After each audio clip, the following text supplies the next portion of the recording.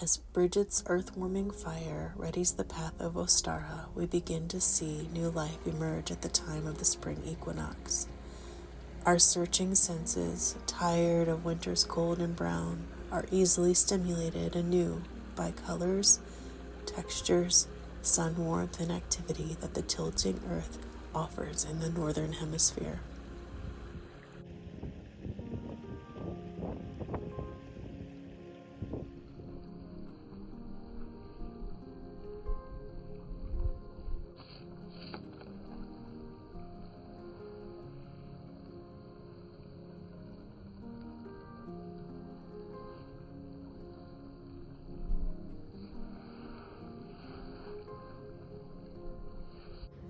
I gather with other wild souls to honor the earth's rhythms, and we as part of it, listening into the live conversation happening around and within us at all times. Are we willing to pause and listen? One friend reflects on the equinox and balance, inviting us to consider that balance isn't about one firm movement or stance, but rather made up of many small movements, quivers searching for the grand harmony, like a tender green stem, a newborn fawn's legs, or even a human in tree pose, unstill, many muscle movements holding and tending to the strength of the stance. Often, if we have an anchored focus, balance becomes a bit more obtainable. What might that be for us? Breath? Community? Unconditional belovedness?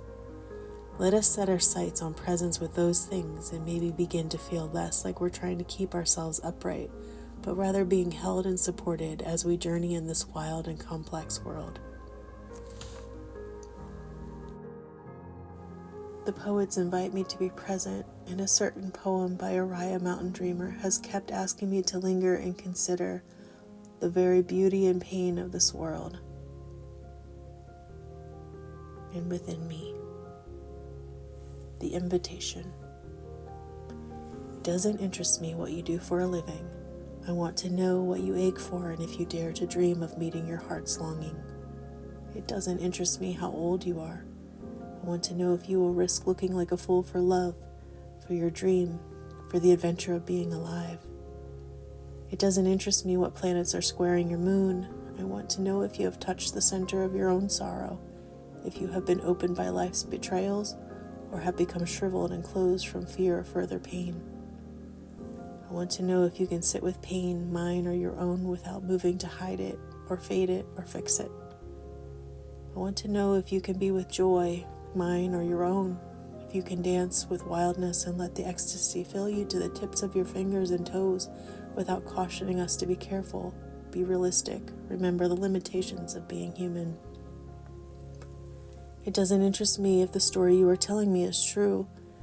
I want to know if you can disappoint another to be true to yourself, if you can bear the accusation of betrayal and not betray your own soul, if you can be faithless and therefore trustworthy.